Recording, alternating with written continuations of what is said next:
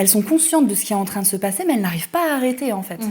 Malgré la peur, malgré le fait qu'elles sachent que cette relation n'est pas bonne pour elles, elles n'arrivent pas à en sortir. Bonjour et bienvenue dans le podcast Les Papotages éclairés. Je suis Clara Eldeguidi, sophrologue hypnothérapeute.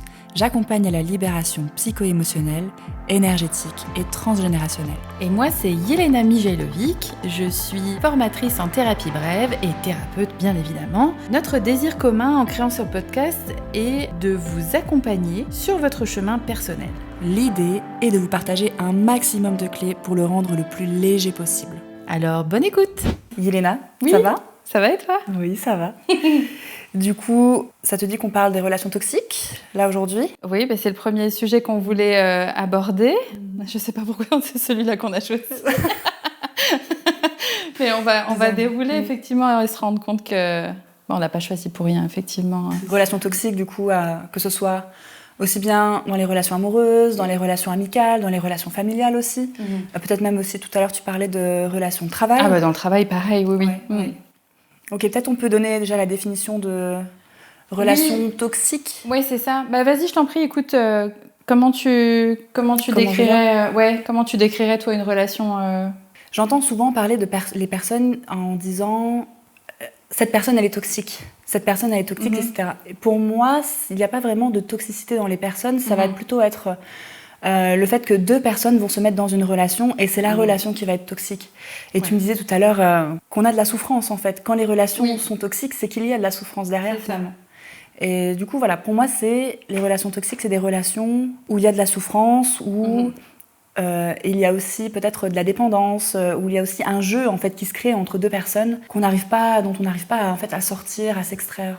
Oui, complètement. Et quand on a préparé, en fait, on est revenu sur la définition. Et effectivement, c'est ça, c'est que dans la relation, il y a une notion de souffrance. Alors, soit d'une seule personne, soit de deux.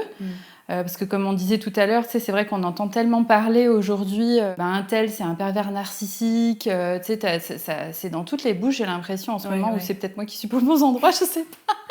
Mais en tout cas, je trouve que ça ressort beaucoup, même sur les réseaux et tout ça. Et ce qu'il faut pas oublier, en tout cas c'est ma vision de l'humain, c'est qu'on n'est que des personnes blessées.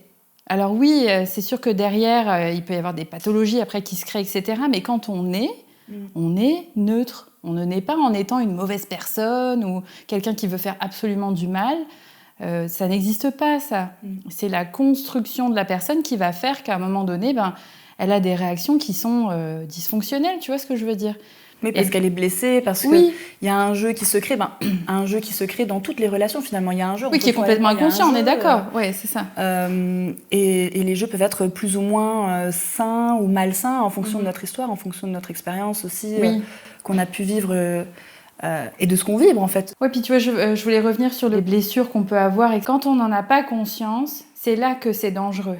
Parce qu'on fait des choses, comme dit, de manière complètement inconsciente et on ne se rend pas compte soit qu'on fait du mal, soit qu'on se laisse blesser. Et c'est là toute la subtilité parce que ça demande d'être vraiment responsable de comment on se sent.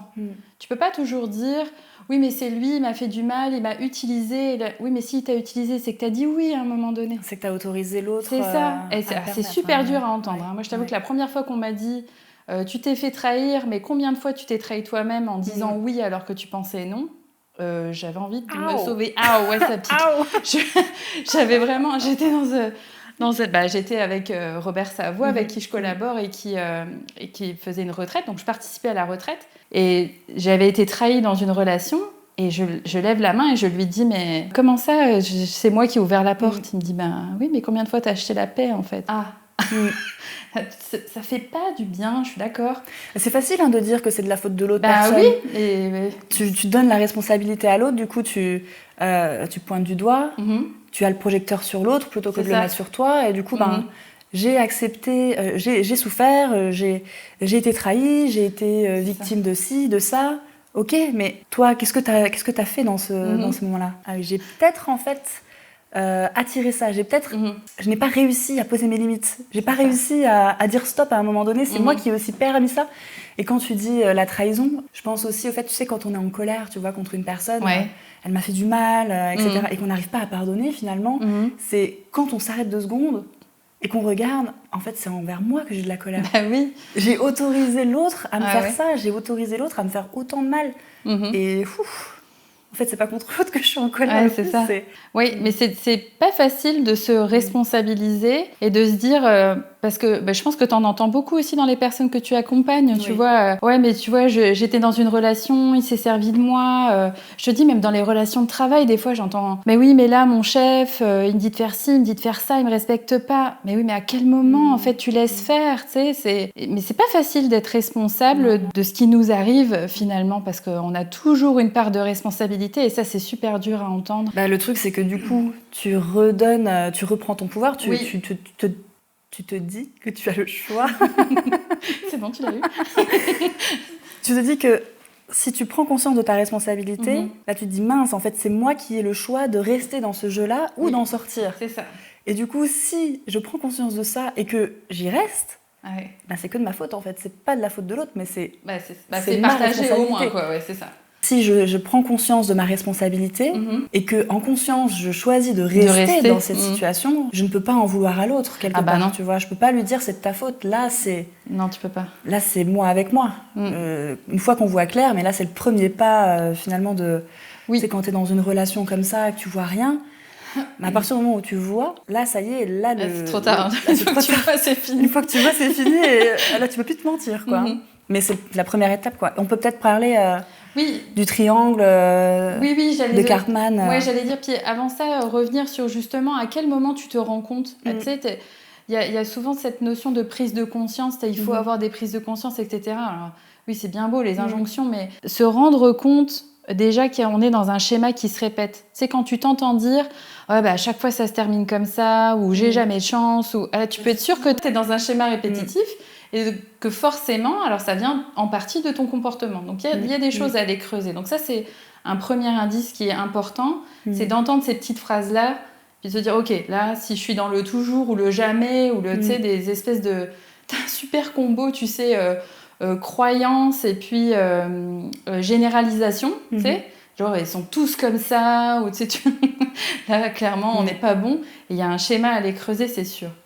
Mais il y a quand même aussi la subtilité du cocktail, là, tu sais, du cocktail chimique dans le cerveau. Ah oui, ça c'est super intéressant. Vas-y, développe. Quand on est dans des relations comme ça, quand on a eu, par exemple, on va prendre un manque d'amour de nos parents, entre 0 et 7 ans, hein, tu sais... oui, dans la construction, c'est comme ça. Entre 0 et 7 ans, là, c'est vraiment notre émotionnel qui se crée, c'est ça. Et si on a un manque d'amour à cette période-là, on va constamment, en fait, inconsciemment ou consciemment, rechercher l'amour de nos parents chez les autres. Et on va être plus facilement attiré par des personnes qui vont nous renvoyer ce manque d'amour qu'on a ressenti quand on était enfant. Il va y avoir un jeu dans le cerveau, c'est entre cortisol et dopamine. Cortisol, où là, on est dans l'insécurité émotionnelle, on est dans la peur que l'autre nous quitte, on est dans la peur que l'autre nous rejette, on est dans la peur, en fait... qu'il y ait de la violence verbale, qu'il y ait de la violence physique. Enfin, moi, je le vois souvent dans mes consultations avec les femmes qui ont été, par exemple, dans les violences conjugales ou dans les violences verbales. Elles sont conscientes de ce qui est en train de se passer, mais elles n'arrivent pas à arrêter, en fait. Malgré la peur, malgré le fait qu'elles sachent que cette relation n'est pas bonne pour elles, elles n'arrivent pas à en sortir. Mais en fait, le cortisol plus les pics de dopamine qui se passent quand il y a des bons moments, quand il y a de l'amour, quand il y a de la joie, quand il y a de l'espoir, en fait, c'est... tu alternes comme ça entre cortisol et dopamine et ça crée dans le cerveau un cocktail chimique qui te rend dépendant en fait de cette relation-là et tu peux avoir la sensation d'être complètement taré, tu vois. Mais purée, je vois que la relation n'est pas bonne pour moi et pourtant j'y reste quand même. Mais qu'est-ce qui se passe ? Qu'est-ce qui cloche chez moi en fait ? Et donc parfois, après c'est pas dans l'idée aussi de se déresponsabiliser, mais c'est d'en prendre conscience que des fois il y a aussi ça qui joue dans le cerveau, cette chimie qui fait qu'il faut passer par un sevrage. Comme avec des substances, comme avec toute dépendance, il faut passer par un sevrage à un moment donné pour pouvoir s'extraire de cette relation et pouvoir avoir cette opportunité de construire une relation saine, quoi. Oui, c'est super intéressant de le voir comme ça, avec ce cocktail, là, comme tu dis, chimique, en fait, dans le cerveau. Alors après, comme tu disais, il faut faire attention de ne pas dire oui, mais de toute façon, mon cerveau il marche comme ça, maintenant je peux rien faire. Pas du tout. Avec la plasticité cérébrale, on sait aujourd'hui qu'on peut changer à n'importe quel moment de notre vie. Donc même les anciens qui disent, je vous regarde, les anciens qui disent oui, à mon âge, je vais pas changer. Si, c'est possible. C'est un mythe de dire que ça se désagrège, c'est pas vrai. Donc, de garder quand même cette responsabilité, mais d'avoir des explications. Je trouve ça important de comprendre en fait ce qui se passe à l'intérieur. En tout cas, c'est important pour moi. Tu sais, je disais même quand j'ai passé le permis, c'est quand on m'a expliqué ce qui se passait quand j'appuyais sur l'embrayage que j'ai compris comment il fallait que je fasse.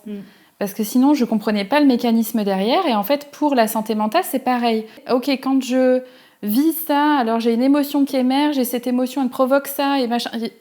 Quand tu as les mécanismes, c'est beaucoup plus facile, c'est quand tu as ton mode d'emploi, de savoir qu'est-ce qui déclenche, comment tu peux réagir, comment te réguler, tu vois.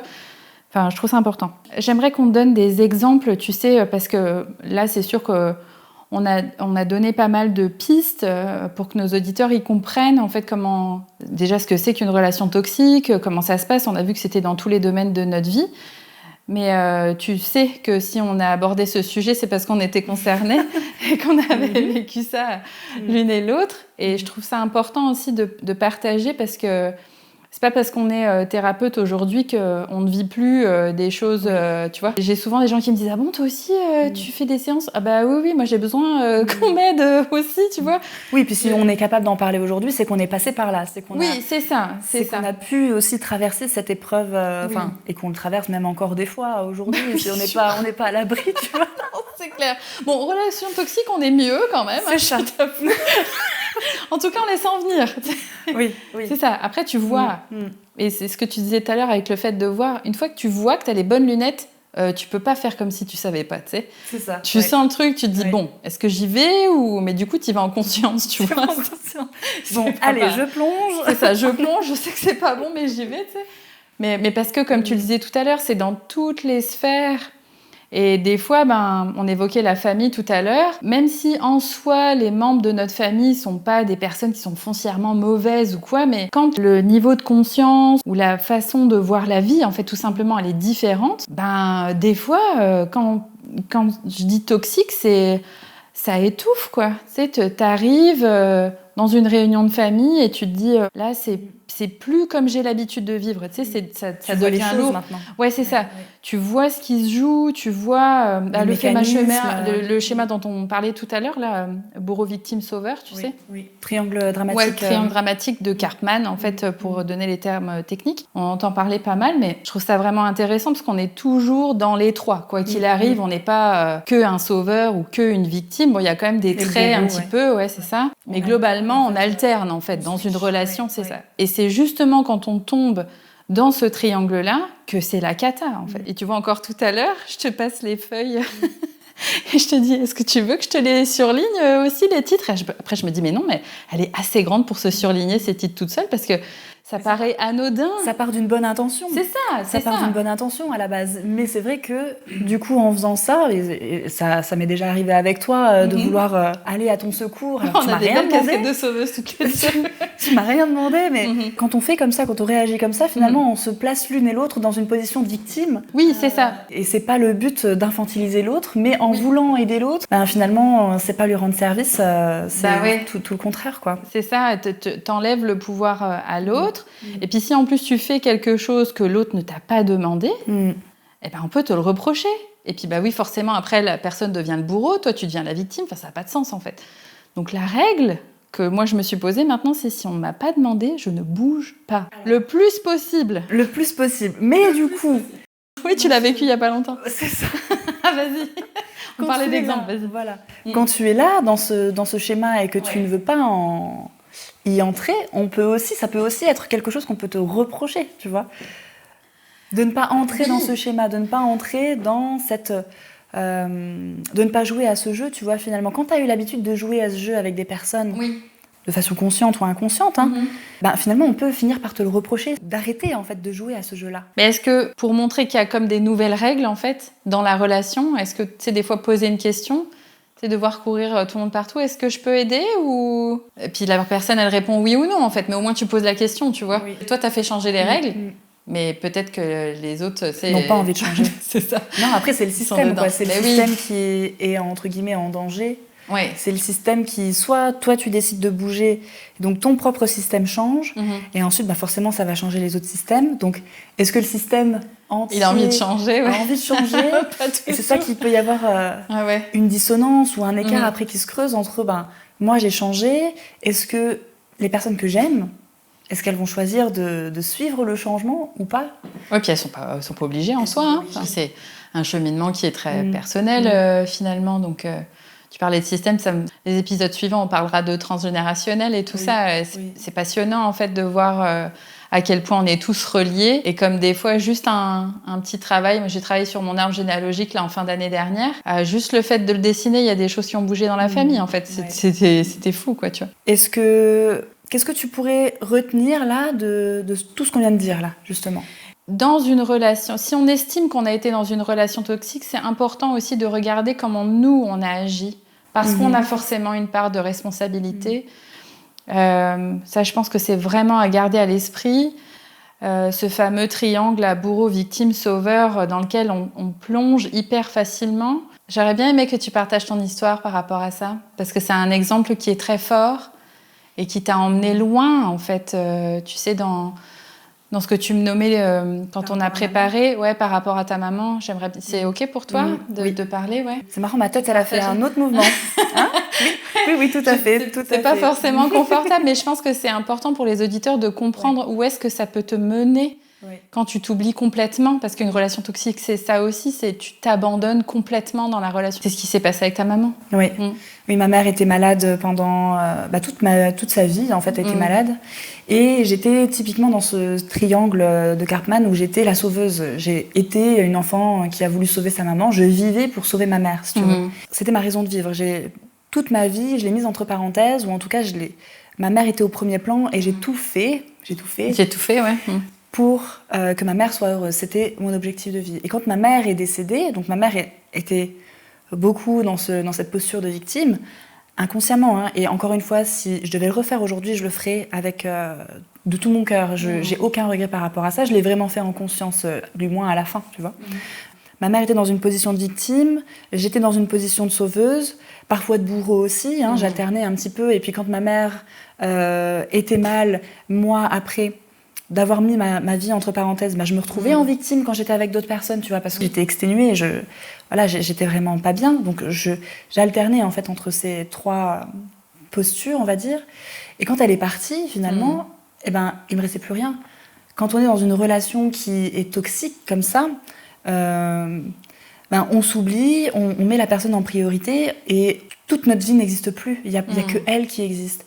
Et quand ma mère est partie et est décédée il y a maintenant 4 ans, mon monde s'est écroulé et je ne savais plus quoi faire. C'est comme si j'avais perdu tous mes repères et après, qu'est-ce que je fais en fait ? Que ma vie, à quoi elle rime ? Quel est le sens de ma vie ? Et je me suis posé la question, tu vois, je te disais tout à l'heure, j'étais devant la fenêtre et je me suis dit, maintenant, et quoi en fait ? Ma raison de vivre est partie. Je regardais le ciel et je me suis dit, soit je décide de continuer, mais là c'est vraiment une décision. Et si je décide de vivre, il faut que je vive une vie que j'ai choisi, que je veux créer, qui me fait du bien, et c'est là que j'ai totalement changé, que j'ai fait ma reconversion. Mais voilà, c'était vraiment là la personne qui était le centre de ma vie, qui était ma raison de vivre, et le sol s'est écroulé sous mes pieds. Et maintenant quoi en fait ? Tu consacres ta vie à ce triangle-là, à cette relation qui est malsaine. On s'oublie, on n'y arrive plus et tout s'arrête quand elle part. Que ce soit dans la mort ou que ce soit une séparation par exemple. Séparation amoureuse ou séparation de travail même. Et après quoi, en fait, tu te retrouves sans rien. Merci d'avoir partagé, je trouve ça fort et très puissant, là, ce que tu dis, tu vois, d'en arriver jusqu'à se dire après, tu sais, quand tu sors de là, tu te dis, mais en fait, je suis où ? Tu sais même plus ce que tu dois faire, comment tu dois le faire, prendre soin de moi, tu sais, c'est comme bizarre, tu vois. Donc, merci d'avoir partagé ça, Clara. Et écoute, je pense qu'on va se retrouver pour le prochain épisode. Et donc, on va parler de... se libérer du regard des autres. Ça te parle ? Très peu. Bon, bien de te retrouver, en tout cas. Oui, moi aussi. Yes. Merci. À tout vite. À tout vite. Un grand merci pour votre écoute et pensez à vous abonner, à liker l'épisode et même le commenter suivant les plateformes. Et pensez à partager cet épisode à toutes les personnes à qui ça pourrait faire du bien. À très vite pour le prochain épisode des Papotages éclairés.